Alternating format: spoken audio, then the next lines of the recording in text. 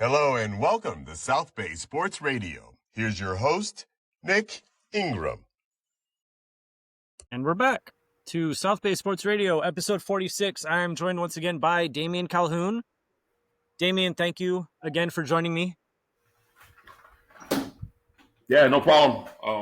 I'm sure you're out there somewhere. I don't see you, but you're out there somewhere. I'm here. On today's episode, we are talking league play. We'll hear from Leuzinger's Jason Miller, Inglewood's Milvon James, South Torrance's Matt Mishler, and El Camino College's Gifford Lindheim. But first, Damian, your Dodgers put up 18 runs in 2 games. Now it's on to Philadelphia. How are you feeling after those first 2, knowing how polar opposite the Reds and the Phillies are?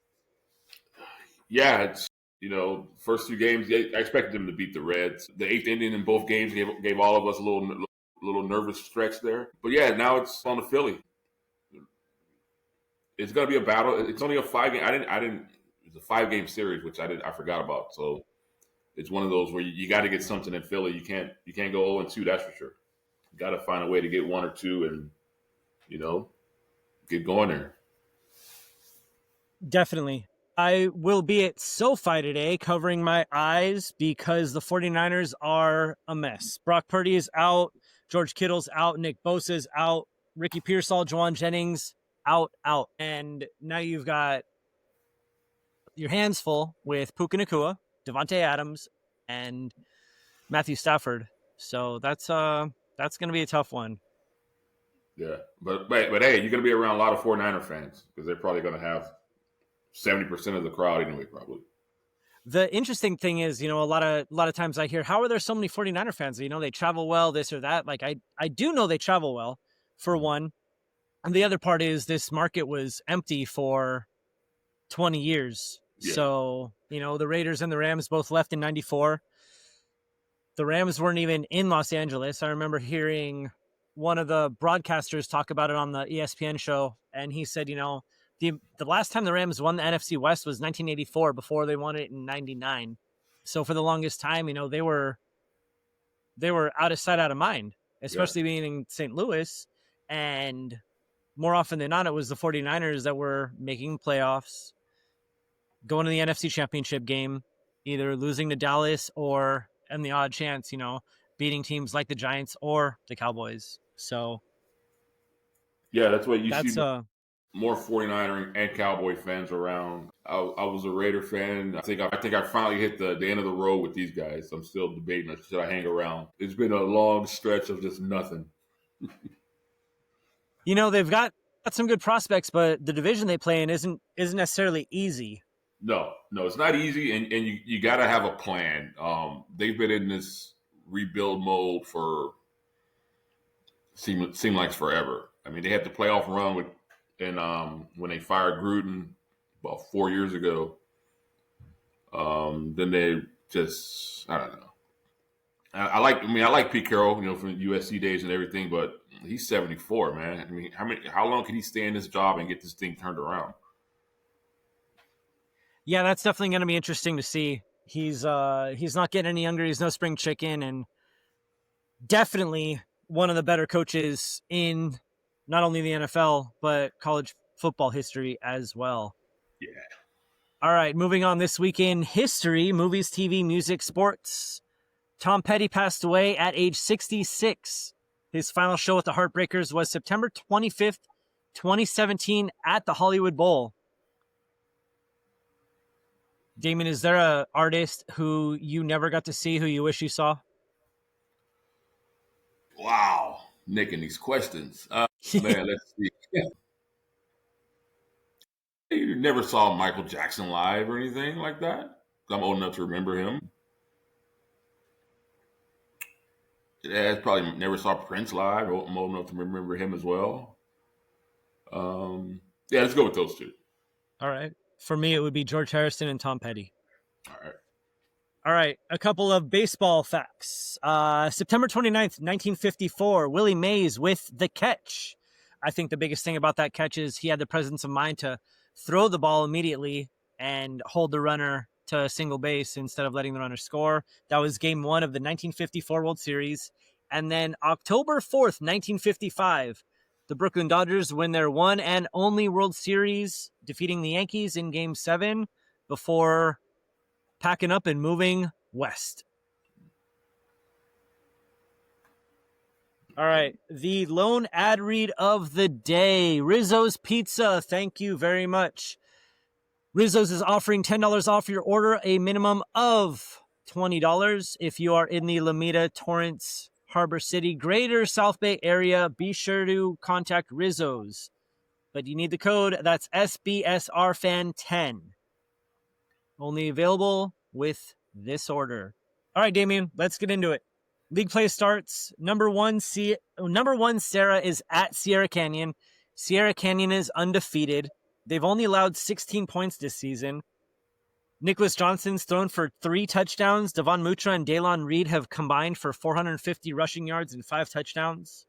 Joe Boulder leads the defense with 42 tackles, and Ohio State commit Kerry Wilder has 38 tackles and 6 sacks. What's going to be the key for Sarah to snap Sierra Canyon's win streak? It's going to be tough, man. Sierra Canyon's they're one of the favorites, the early favorites, to contend for the Division I title with Mater Dei and Bosco and those guys. Yeah, with Sarah, we've seen them have ups and downs on offense so far this season. They're going to need the defense and have to play lights out, man. I mean, Kerry Wilder, it's 6 sacks already. He's going to have a big night.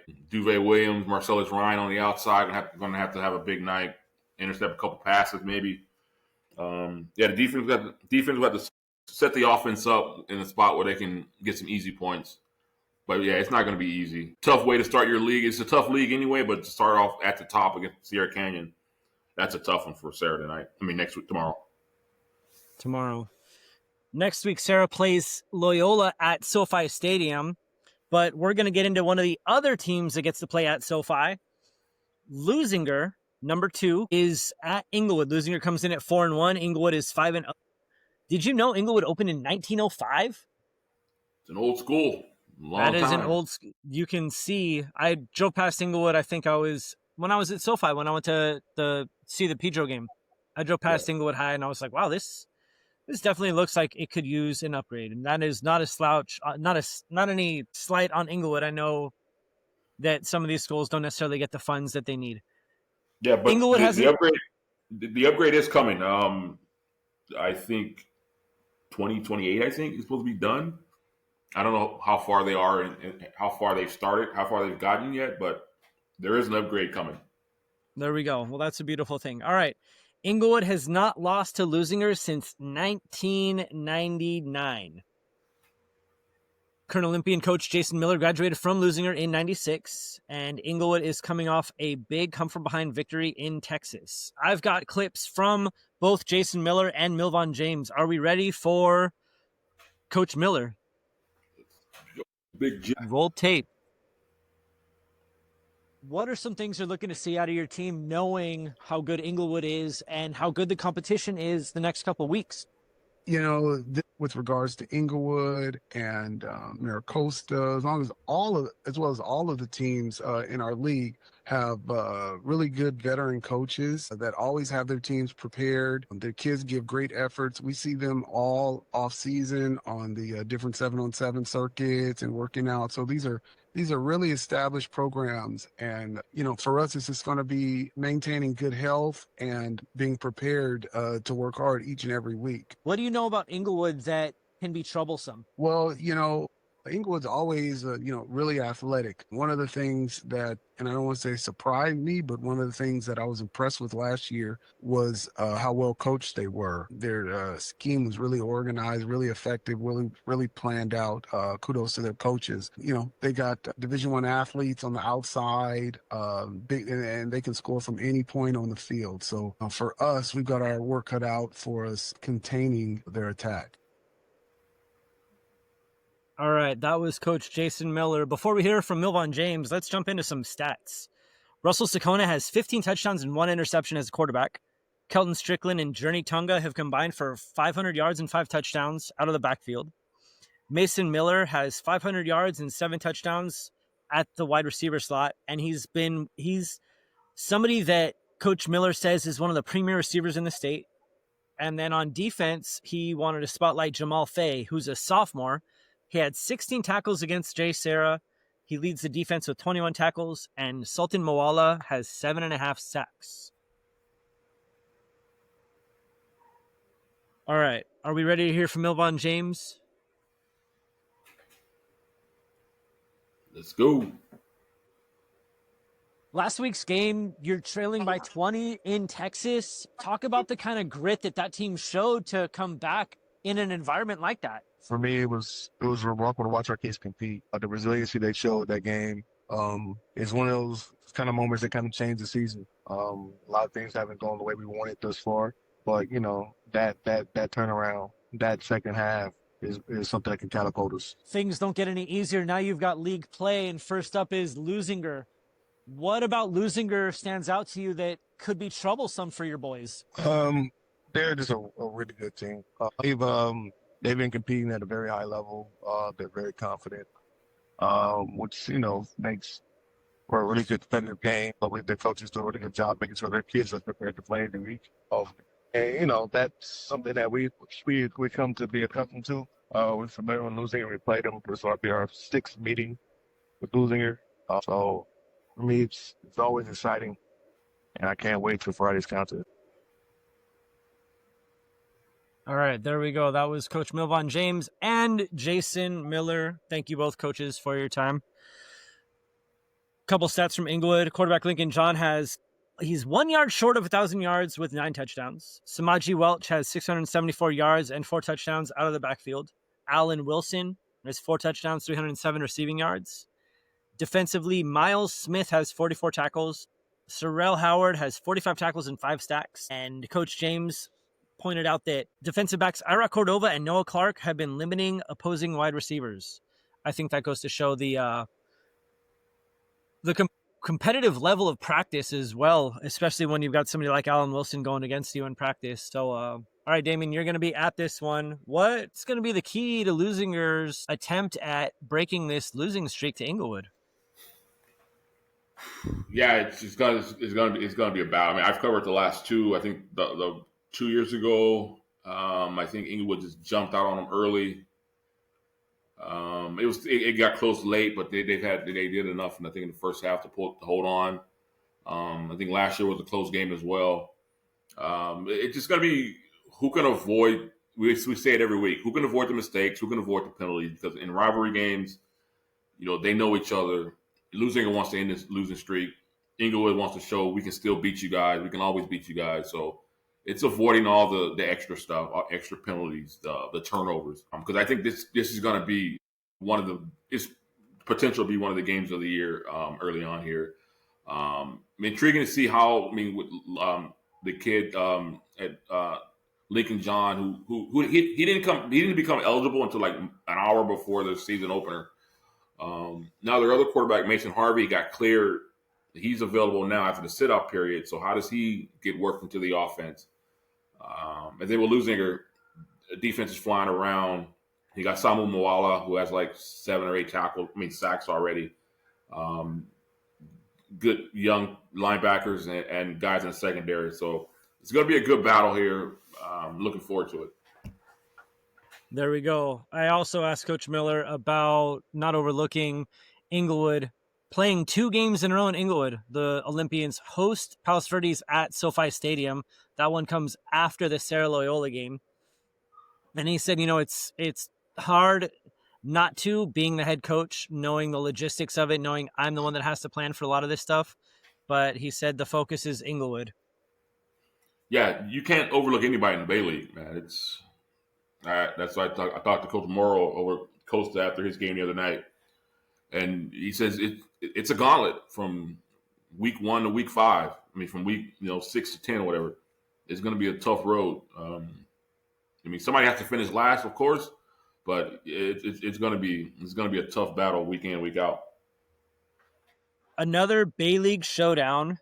Mira Costa hosts Lawndale. Coach Don Morrow's racking up the wins. Villa Park was win number 285. I caught him on his morning walk prior to us coming on, and He saw Lawndale over the summer at the Culver City tournament, and he was giving Coach Norris Milton a lot of credit. Said they're lucky to have him. They've made a lot of strides from last year. They're quick at the running back position, and that's a scary thing. You got to bottle them up and not let them get loose. Some stats from Mira Costa. Liam Meeker has nearly 1,000 passing yards and 10 touchdowns throwing, 250 rushing yards, 3 touchdowns, and he has 31 tackles and an interception on defense. AJ McBean got healthy and has 375 yards and 5 touchdowns. Kingston Davies and Luke Meeker have 3 touchdowns each on the receiving end. Defensively, Joaquin Wagner-Bagwes leads the defense with 60 tackles. Luke Meeker has 7 sacks. That defense has been flying around. They've had some tough competition. Lawndale, their quarterback Julian Galvez, has 850 yards and 13 touchdowns. Receivers Jaden Beard and King Barry have 9 of those. And on defense, Tesca Onaveris leads the unit with 41 tackles. Ernest Augustine has 3 sacks. And the entire unit has 9 interceptions. I think this game has a sneaky chance to be that South Bay game of the week, knowing, aside from Inglewood and Leuzinger, these two teams, they're not too far apart. I mean, you go up Marine, make a left on Aviation, and, you're right at Mira Costa. Which way do you go from Lawndale to? Well, I grew up in Lawndale, so I go straight up Marine, and then I make a left on Aviation. Oh, wow. Okay. Yeah.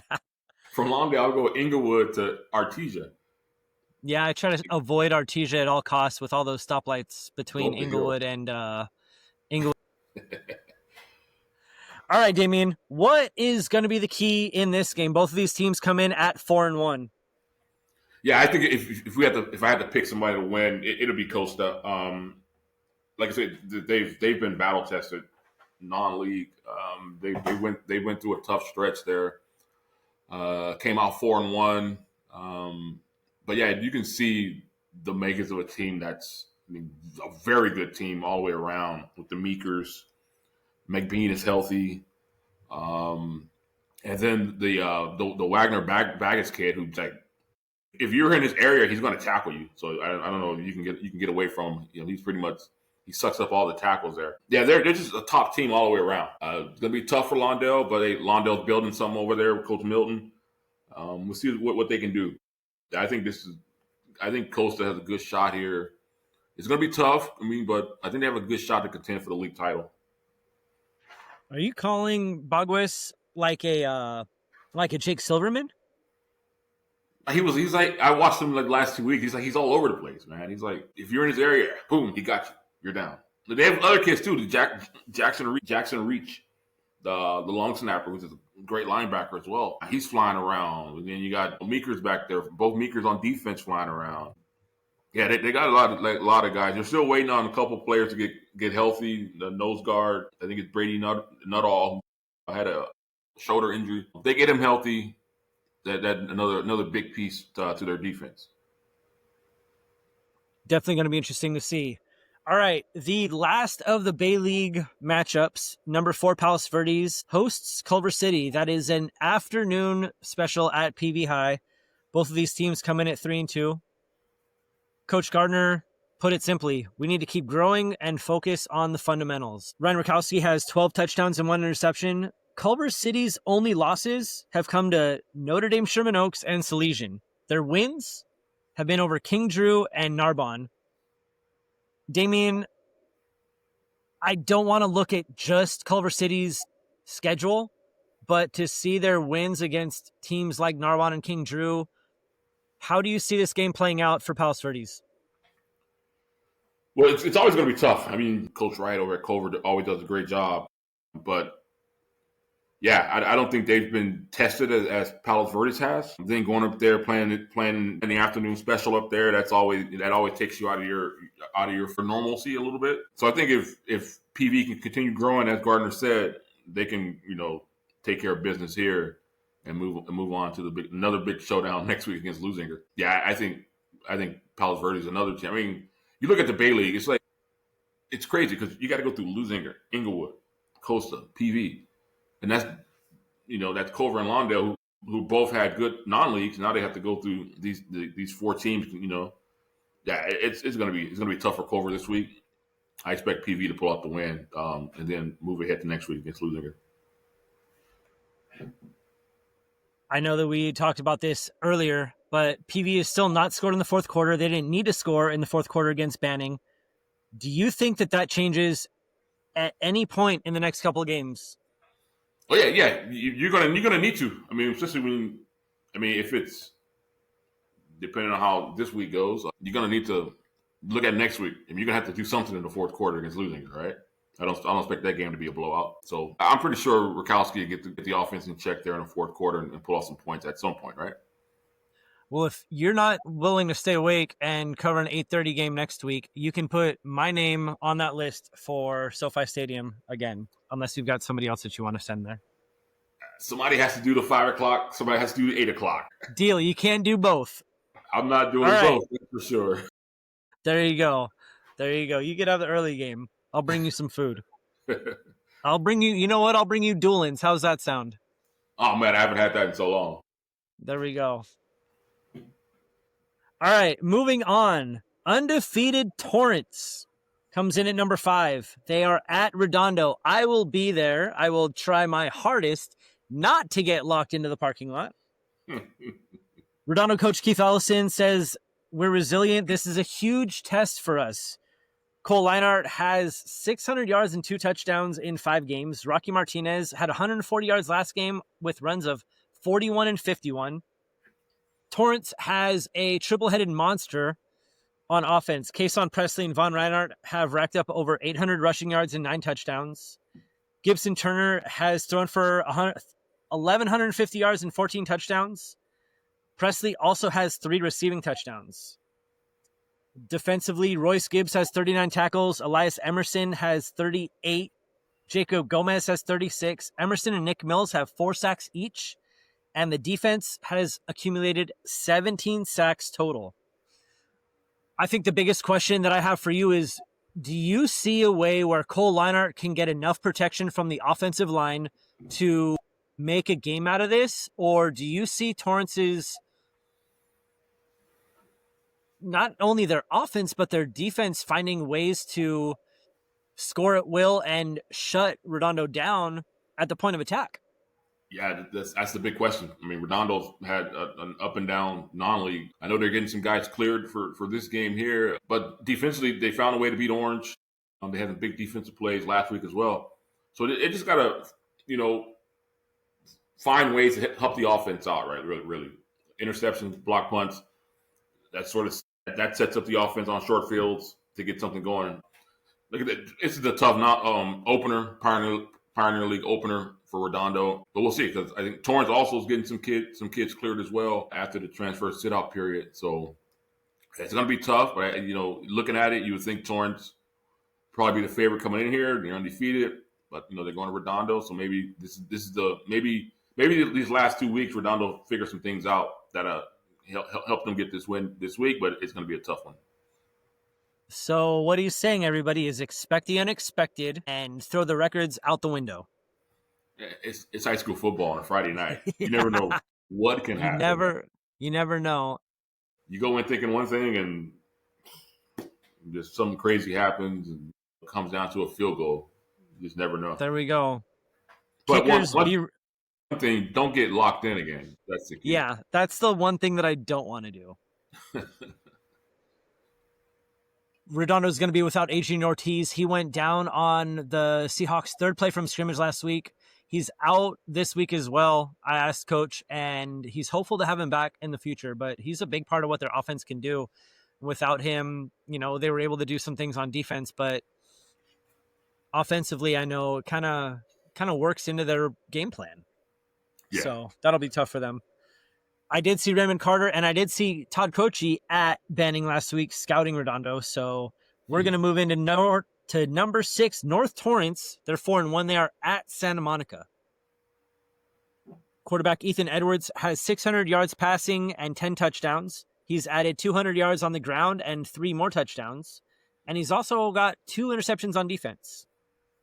Tailback Johnny Andrade has 360 yards and 6 touchdowns. King Shelton has 400 yards receiving and 5 touchdowns.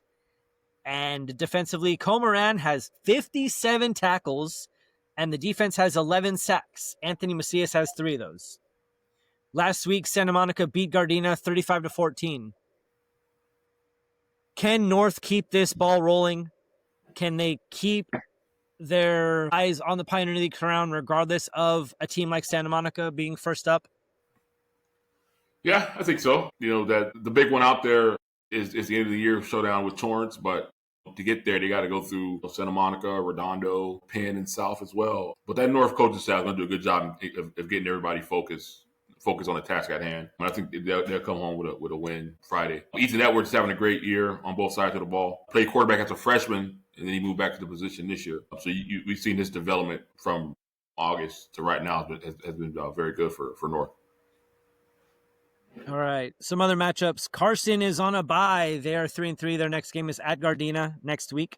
San Pedro is at Narbonne. We've got some record breakers. Again, Seth Solorio threw for 444 yards, and Elias Redlew had 218 receiving yards.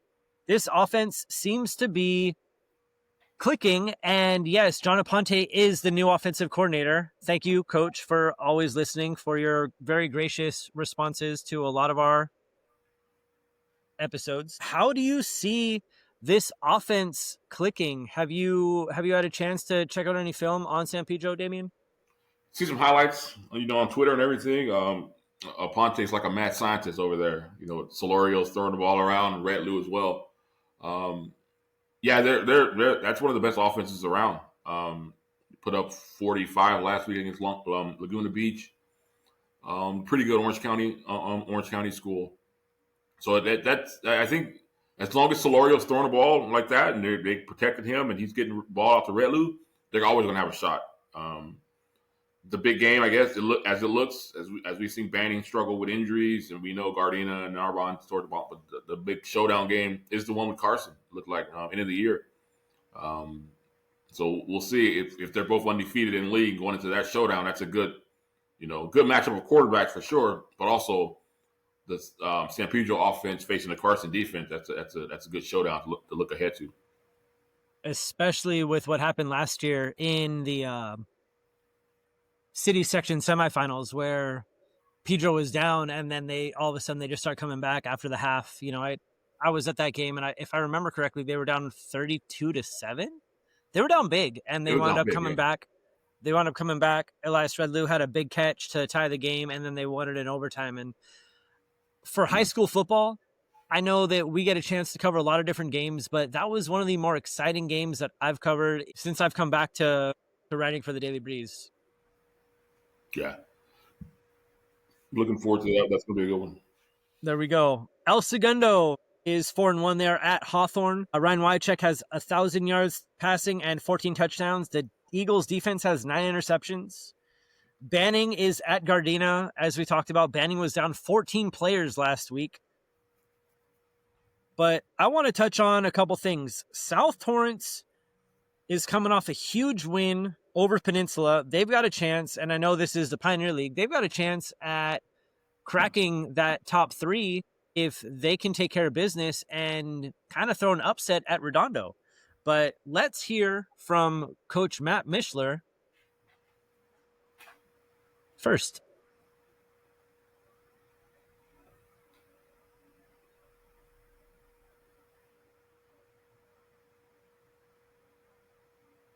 Hello and welcome to South Bay Sports Radio. Here's your host, Nick Ingram. No, that's not what I wanted to play. My bad. So the lack of execution at times offensively, we'll get some good drives going, and then, we won't finish them. Defense will play some good defense at times, and then we give up a big play, and that kind of was for the first 3 games, that kind of hurt us. Even in the first game that we won, we still gave up some things that we probably shouldn't have, and we didn't execute like we wanted to. And I thought against Hawthorne we had a good half and, a good first half. I think that first half would have translated against anybody, not just them. And even the other night we were behind. They blocked that field goal and went up by 10. I still felt good at halftime because I thought our guys are in really good condition on top of it. So I felt like they were tired going into the half, and I felt like we had a lot more. It was just a matter of can we put together, a good half and execute a little bit and not allow a big play. And, they went out there in the second half and things finally just clicked. And some of the things that we saw on film that we thought we could take advantage of, we actually did. And quarterback did a great job Chase Barr did a great job of just, managing the offense, even even when we had to go fast when we were down. He did a great job of, finding all the spots that we thought were going to be open. The O-line's been improving. They still have a long way to go, but they've been improving. They gave us just enough pass protection, and we've got some pretty decent guys on the outside. So we were able to get the ball to them, and they were able to do some damage with it afterwards. And our guys are. All right, that is just a small clip of my interview with Matt Mishler, available wherever you get your podcast, South Bay Sports Radio. Let's go back. Let's go back to South Torrance. All right, Chase Barr has 1,250 yards, 12 touchdowns. Jacob Karakis has 250 yards. Had 250 yards in the game-winning touchdown against West with less than a minute left. And Denver Schneider has racked up 5 rushing touchdowns. Jacob Karakis got your nomination for Player of the Week after last week's win.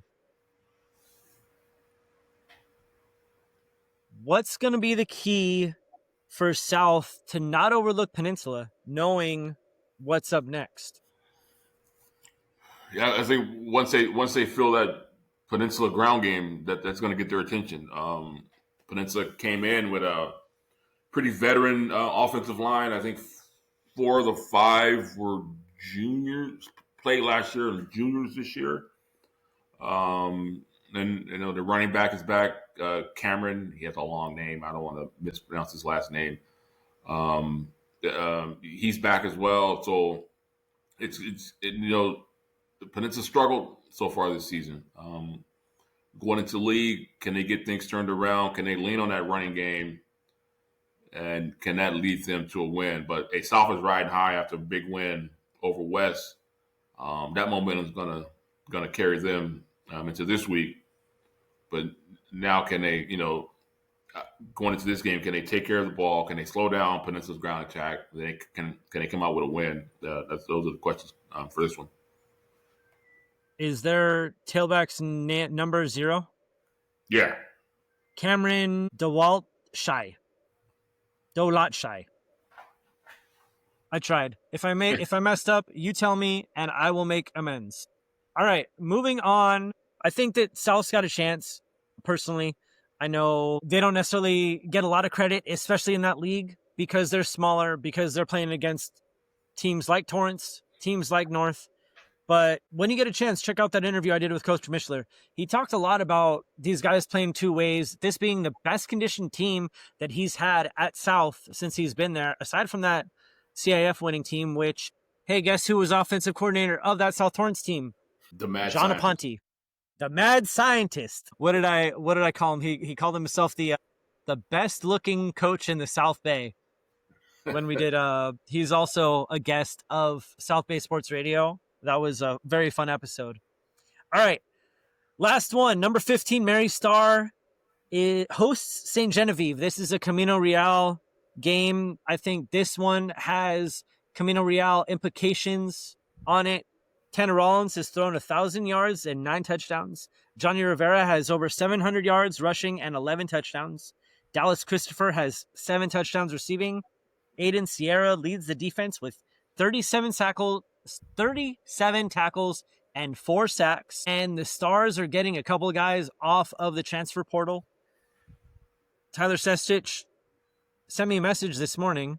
I love hearing from all of the coaches. So if you're listening, thank you again. The Stars have to execute their game plan and take everything one play at a time. We want to make sure we can maintain our play all 4 quarters. Been somewhat of a first half team the last 3 weeks. And then they run out of gas in the second half. So the main goal is to play the best we can for 4 full quarters. Do we have a key to this matchup, Mr. Calhoun? I don't know much about St. Genevieve, but they're already off to one of their wins was a Bishop Montgomery forfeit. So they're already 2-0 in league. You look at Mary Star, they've been in close games pretty much all year. 1-point win against Valley Christian, 2-point win against Southgate, 15-point loss against Lawndale, and then last week, 7-point loss against Palisades. So, yeah, I mean, Johnny Rivera, like you said, he wrecked for like 344 yards the other night. So it's, can they add the pieces that are coming off the transfer portal list? Can they fit them in to the offense and the defense? It's a home game, so they're going to look to start their league season off with a win. Yeah, I haven't seen much of Mary Star, just online, some highlights, some videos. So looking forward to see how what this score is at the end of the night, and then as they go into another tough match next week with St. Monica. There we go. Does not get any easier. That will wrap our top 15. We're going to slide into El Camino. The Warriors are 4-1 after a win over Mount St. Jacinto. I've got Coach Lindheim, and we are going to roll tape. What has your time El Camino meant to you? Well, believe it or not, this is year 10 for me. So it's going fast. To get the El Camino job was a dream job for me. I got a chance to be on Coach Featherstone's staff for a year, and my time at El Camino really opened my eyes to the type of facilities and support and program that was at the top of the state. And being at Santa Monica after leaving El Camino for 7 years and building a championship there, 5 straight conference championship teams there, and going 11. And he kind of, Coach Featherstone, gave me a framework for what a top program would look like. Obviously, you have to be authentic and organic to, your beliefs and what you're about. But to be able to get the job at El Camino and have Coach Featherstone hand me the reins so graciously, really, it was a dream come true for me. The process of building El Camino has been steady and slow. We've gone to 7 straight bowl games now, and we're going to our 8th. We've been to 2 Final Fours, and each year we're sending so many guys to the 4-year level, and they're having great success and great opportunities. So we're super proud of what we're doing here in the program. That roster is constantly loaded with South Bay products. I know if you're looking for more, check out episode 48 of South Bay Sports Radio, because we're on episode 46. Matt Mishler is episode 47. Both of those are available on YouTube and anywhere you get your podcasts. Damien, what do we know about El Camino? I'm really big on a lot of the love that Coach Featherstone gets, especially after he passed. His daughter is an assistant over at Mira Costa. She was the coach at Bishop. She was a volleyball coach at Bishop Montgomery for a while. He's one of the biggest parts in me covering football, because he would be so gracious in, all right, he'd call me John. All right, John, this is what we got to talk about today. I'm like, Coach, it's Nick. He's like, my bad. I deal with so many different people all the time. I love seeing his personality on the sidelines, regardless of how old he was, regardless of how the teams were doing. Even when I was in journalism classes there, they weren't necessarily the best, but he always got the best out of the players. His goal was, regardless of where you're coming from, what you're working with, we're going to do our best to make your time here as best as possible. Yeah. I also, when I was at El Camino, I covered football, and then when I interned at the Breeze a long time ago, I also covered El Camino football on the weekends. Back to current day, Coach Giff, man, he does a great job. You always see him at a game on a Friday night. Him and his sons are always. I was at a game checking out the South Bay action. They made the Final Four, I think, last year. Off to a 4-1 start. They had a bye this week, and they're back in action next week. Yeah, I'm looking forward to it. It's always interesting to see how there's so much talent that doesn't get to the 4-year level out of high school. So how do you get those guys? Then you have the 4-year guys who are bouncing back to you.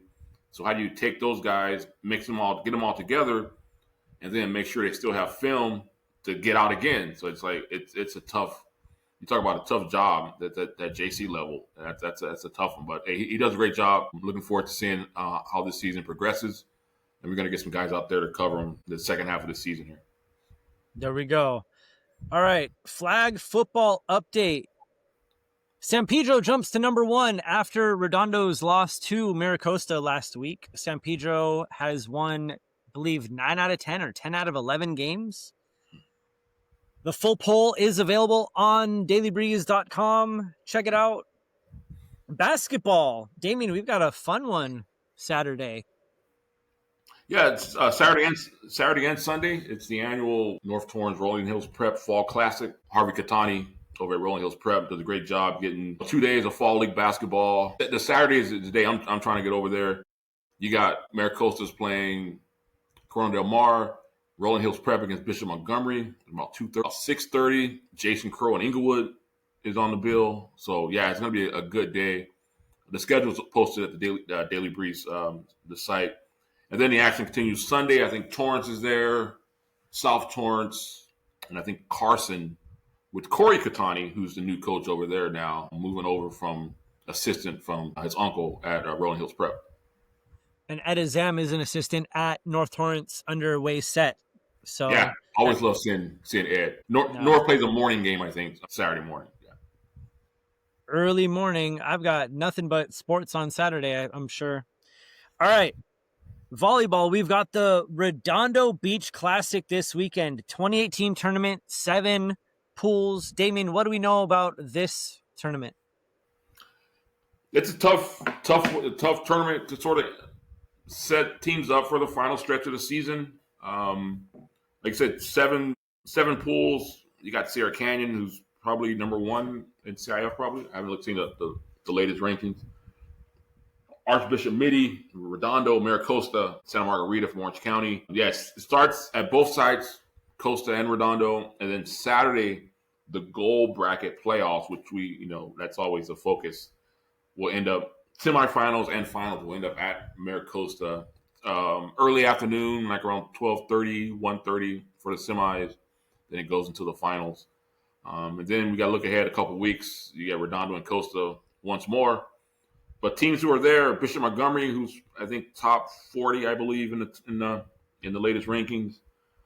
Palos Verdes, Archbishop Mitty, Thousand Oaks Christian. Still a lot of talent, a lot of teams from Southern California and Arizona at this tournament. Long Beach Poly as well. So yeah, if you're looking for volleyball, you can go to Redondo or Costa. Looking for basketball, you can go to North Torrance. Football, I'm sure there's a football game somewhere in the South Bay on Saturday. It is Henry's first flag football game, and he is a center. So there you go. I'm looking forward to that.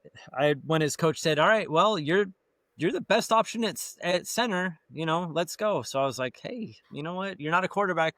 You're a lineman, kid." Now you got to feed him. You got to feed him as a lineman, though. Oh, this kid, he's going to be bigger than me. I can tell you that much. Okay. All right, sir. Is there anything else you'd like to discuss before we wrap? Is that it? That might be it. October is always a big month because it's into this fall regular season. It's approaching here, so keep an eye on those CIF rankings. That determines where teams going in the upcoming playoffs. Water polo, football, flag football. I think flag football parents come out pretty early next month, I believe. Football at the end of this month. That season wraps up very soon. Water polo. There's a Mira Costa article on dailybreeze.com. They came in at number 6 in the latest ranking. Yeah, I haven't posted the other stuff yet, but sort of get around to that maybe this weekend. I'll do some updating on that, off some results. We had a big cross-country event a couple of weeks ago, Costa boys and girls. Pretty good showing, I think, in Portland, I believe. Redondo went to Portland, yeah. Yeah, so we got to get something posted on that. But then before you know it, the winner will be here. So stick with us, all right? Stick with us, yeah. There we go. Thank you very much for joining us, Damien. Thank you. And we are out for episode 46.